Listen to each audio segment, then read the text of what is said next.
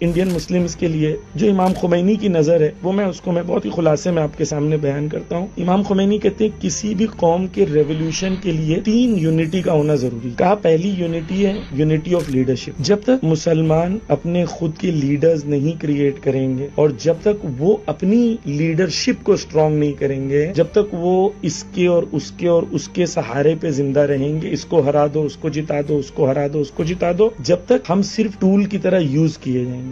یہ ہمارے لیے کلیئر ہونا چاہیے. ہمیں اپنی لیڈرشپ کو بنانا ہے، چاہے میں 10 سال لگے، چاہے 20 سال لگے، چاہے 50 سال لگے، چاہے 100 سال لگے. دنیا میں second largest Muslim population without a leader is useless. Leadership اس کے ہاتھ میں ہو جو شجاع ہو، اللہ سے ڈرتا ہو، مدبر ہو، تدبیر ہو، پلاننگ کی صلاحیت رکھتا ہو، اس کے اندر مینجمنٹ سکلز ہو، قرآن اور اللہ کے رسول قانون کو جانتا ہو. یعنی ایسے بندے کو لیڈر بنائے. پھر دوسری چیز امام خمینی کہتے ہیں انڈین مسلمز کے لیے کہ تمہارے اندر یونٹی ہونی چاہیے. یعنی ابھی ہمارے یہاں جو کشمیری مسلمان ہے اس کو یو پی والوں کے بارے میں معلوم ہی نہیں ہے، یو پی کو آسام والوں کے بارے میں معلوم نہیں ہے، آسام کو بنگال والوں کے بارے میں معلوم نہیں ہے. ہم امت نہیں ہیں. خدا نے قرآن میں کہا کان الناس امۃ واحدہ، تم ایک امت ہو، تم ایک یونٹ ہو. مثلا آپ نے یوٹیوب پہ ویڈیوز دیکھا ہوگا کہ 10 شیر آتے ہیں، 200 گائیں ہوتی ہیں. تو جب شیر حملہ کرتے ہیں 200 گائیں میں کیونکہ خوف ہوتا ہے تو بھاگ جاتی ہیں، پھر وہ بنا کے آتی ہیں. ہاں، پھر وہ 200 گائیں جب ایک ساتھ آتی ہیں تو 10 شیر بھاگ جاتے ہیں. تو یہ ان کے اندر ایسا نہیں ہے طاقت نہیں ہے، پرابلم یہ کہ ان کے اندر خوف ہے. جب یہ خوف سے لڑ سکیں گے تب مقابلہ کر سکیں گے، اور یہ جب 200 یونائٹ ہو جائیں گے تو کبھی ان کو کوئی ہرا نہیں سکتا. تھرڈ، امام خمینی نے کہا تمہاری آئیڈیالوجی میں یونٹی ہونی چاہیے. ایک کہہ رہا ہے کمپرومائز کر لو، ایک کہہ رہا ہے کہ بھائی یہ سب چھوڑو، اپنا صرف پڑھائی پہ دھیان دو. یعنی آپ کی آئیڈیالوجیکل یونٹی نہیں ہے کہ آپ کے پاس پاتھ وے نہیں ہے. تو ہم بجائے اس کے کہ کون الیکشن جیتے گا اور کون الیکشن ہارے گا، ہم یہ سوچیں کہ نیکسٹ 50 ایئرز میں کیا ہم یونائٹ ہو سکتے ہیں، ہماری لیڈرشپ یونائٹ ہو سکتی ہے، ہماری آئیڈیالوجی یونائٹ ہو سکتی ہے. جب آپ کی یونٹی ہو،